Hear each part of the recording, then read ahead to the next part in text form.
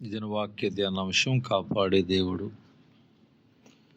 కీర్తన గ్రంథము 121 అధ్యాయం 4వ వచనం. ఇశ్రాయేలును కాపాడువాడు కొనుకడు, నిద్రపోడు. యెహోవా పట్టణమును కాపాడని ఎడల దాని కావలి కాయువారు మేలుకొంటూ వ్యర్థమే. మీరు వేకువని లేచి చాలా రాత్రైన తర్వాత పండుకొనుచు కష్టార్జితమైన ఆహారము తినుచుండుట వ్యర్థమే అని కీర్తన గ్రంథము 127 అధ్యాయం 1 వచనం చెప్పబడింది. కాపు కాసే కావలవాడు గొప్పవాడా, లేదా ఆ కావలవాడిని పెట్టుకున్న యజమాని గొప్పవాడా? దీనికి మనమేమి పిహెచ్డి చేయవలసిన అవసరం లేదు కదా. ఆ కావలి వారిని పెట్టుకున్న యజమానే గొప్పవాడు. దేవదేవుడు పాపిష్టి మనిషితో అంటున్నాడు, అయ్యా, నేను నీకు కావలవానిగా ఉండి నేను కొనకక నిద్రపోక నిన్ను కాపాడుకుంటాను. దేవుడే మనకు నైట్ వాచ్మెన్గా ఉంటాడట.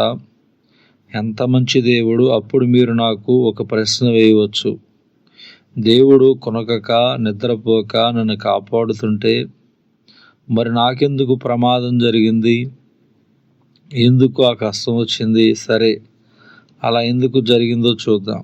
కోడిగుడ్లు పొదిగిన తర్వాత అవి పిల్లలుగా బయటికి వస్తాయి. అలా బయటికి వచ్చిన తర్వాత ఆ పిల్లలు తన తల్లి కోడితోనే ఉండాలి. కానీ అందులో ఒక తుంటరి కోడి పిల్ల ఇలా అంటుంది, ఇప్పుడు మా అమ్మతోనే నడవాలా? నాకు స్వాతంత్రం లేదా? మా అమ్మ అటు వెళితే నేను ఇటు వెళ్తా అని అనుకుని తన తల్లి కోడితో కాకుండా వేరే మార్గములో ఒంటరిగా నడుస్తుండగా అకస్మాత్తుగా గ్రద్ద వచ్చి ఆ పిల్లను పట్టుకొని గాలిలోకి తీసుకుపోయిందట.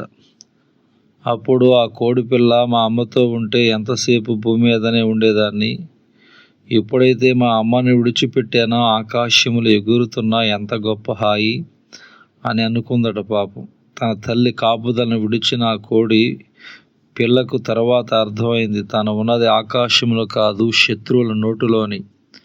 తల్లిని విడిచి ప్రమాదాన్ని కొని తెచ్చుకున్నానని.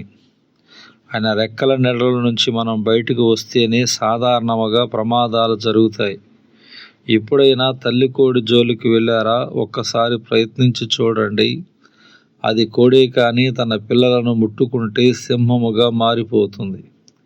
కారణము, తన పిల్లలంటే ఆ కోడికి అంత ప్రేమ. బైబిలులో యేసయ్య సెలవిస్తున్నాడు, కోడి తన పిల్లలను రెక్కల క్రిందకి ఎలాగో చేర్చుకొనునో అలాగే నేనును నీ పిల్లలను ఎన్నో మార్లు చేర్చుకొనవలని ఇంటిని గాని మీరు వెళ్ళకపోతే. మత్తయి సువార్త 23వ అధ్యాయం 37. ప్రభు అయిన యేసుక్రీస్తు మనల్ని కాపాడేవాడు.